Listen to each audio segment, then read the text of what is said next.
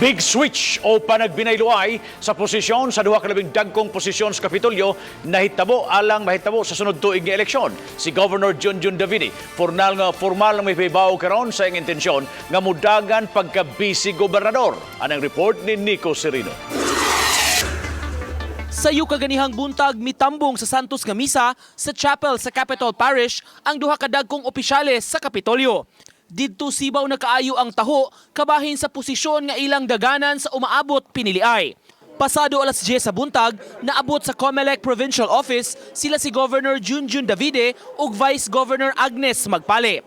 Natinaw ang mga spekulasyon dihang gifile ni Davide ang iyang Certificate of Candidacy pagka-busy gobernador alang sa piniliay sunod tuig. Sa iyang pag-file, gikuyugan siya sa iyang pamilya ug mga kaalyado sa politika. Pasabot ni Davide, wala siya mahadlok kang Congresswoman Gwen Garcia nga mudagan pagka-gobernador maong mi-slide down siya sa posisyon. Ang nahitabo matud pa alang sa party alliances kay may mga kaalyado sila nga giingong gipanghudlat aron mutapon sa pikas partido. I continue to remain as candidate for governor. Liberal Party ko. And yun already ang Liberal Party. Hindi tayo yun, no? Kung madamay na sila, maangin na ba? I do not want that to happen to our allies. Those who have actually committed to support us, nag-minimize ko. Magpabilin sa Partido Liberal si Davide, bisan kun kadaghanan sa mga kaalyado, mitapon na og lain nga partido. Sa eleksyon, gihingusgan ang alliances nila sa uban nga mga partido sama sa bakod sa 5th distrito. We remain steadfast in our commitment to good governance and focused on our tasks and not in the positions we occupy. For we believe that positions are temporary. What is permanent is our commitment to serve to the best of our abilities the people of Cebu.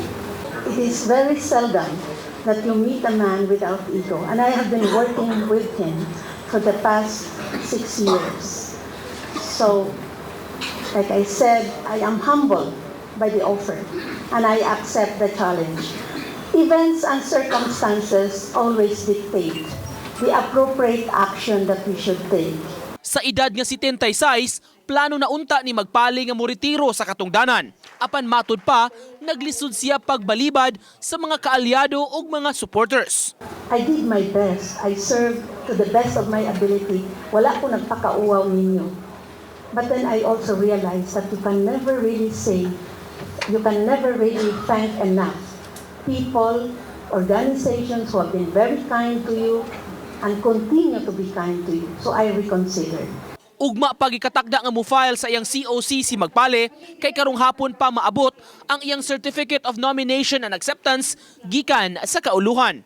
I involved my So, yesterday morning, they were able to make the FONA for Vice Governor Agnes. But, nasayong ang address, no? So, I had to make the correction to inform them.